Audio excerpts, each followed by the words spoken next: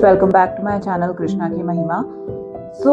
आज मैं आपके साथ एक इंसिडेंट शेयर करने वाली हूँ। अभी रिसेंटली ही मुझे पता लगा, मेरे एक नोन है, उनकी एंगेजमेंट हुई। शी वॉज अ गर्ल, उसकी एंगेजमेंट हुई एक लड़के से and it was about to be a love marriage. ठीक है, एवरीथिंग वॉज सॉर्टेड, सब सही चल रहा था और शादी की बात पक्की हुई। उसके बाद में व्हाटएवर जो भी रिचुअल्स होते हैं सब हुए एंड 1 साल तक everything was going good. But at the end there was some conflict and किसी तरीके से they were not meant to be together और उनकी शादी नहीं हो पाई। The girl went into depression and she has tried to give up. उसने कोशिश की that she would be giving up and she would be really no more in this world. So I mean I was just because she was very close to me, तो मुझे इस बात से बहुत धक्का लगा। मतलब कि कितना ज़्यादा टॉक्सिक एनवायरनमेंट हो जाता है, कितना ज़्यादा कॉम्प्लिकेटेड चीज़ें हो जाती हैं कि इंसान खुद से ही नफरत करने लग जाता है।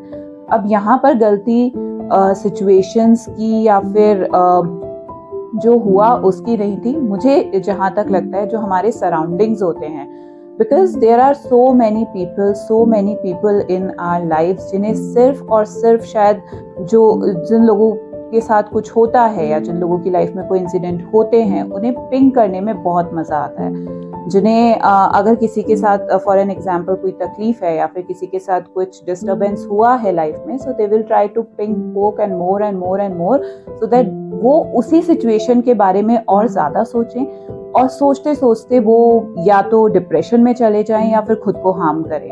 तो जिन्हें लगता है कि बोलने से कुछ नहीं होता, जिन्हें लगता है कि दैट्स ओके, अगर हम किसी को हर्ट करेंगे या हम किसी को बुरा बोलेंगे तो इससे उन्हें अच्छा लगेगा, because that is the only intention people surrounding हर।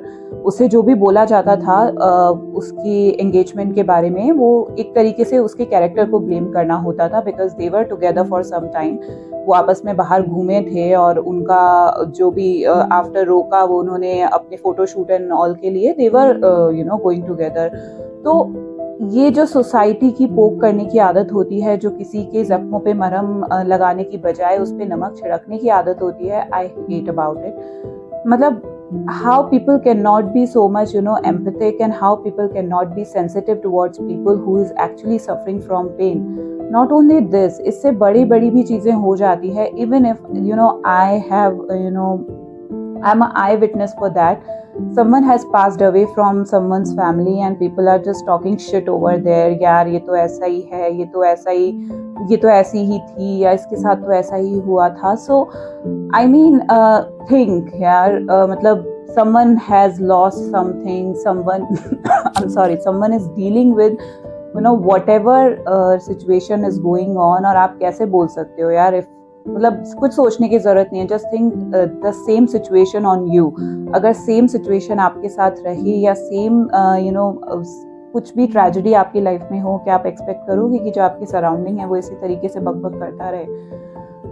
ठीक है, this world will go on, time किसी के लिए नहीं रुकेगा, but remember time will come back. जो टाइम किसी और का गया है, अगर आपने उन चीज़ों को नहीं समझा या फिर आप बिना सेंसिटिव हुए कुछ बोलोगे, कुछ गलत बोलोगे, तो चीज़ें घूमकर आप पे भी आ सकती हैं। Imagine the same people is talking shit over there only. तो yes, the overall logic is just try to understand everyone's emotion. केवल मजे ले लेने से या फिर अपने फन के लिए किसी के दुख में और घी डाल देने से you'll not get anything. Thank you so much. Keep watching me. Radhe Radhe.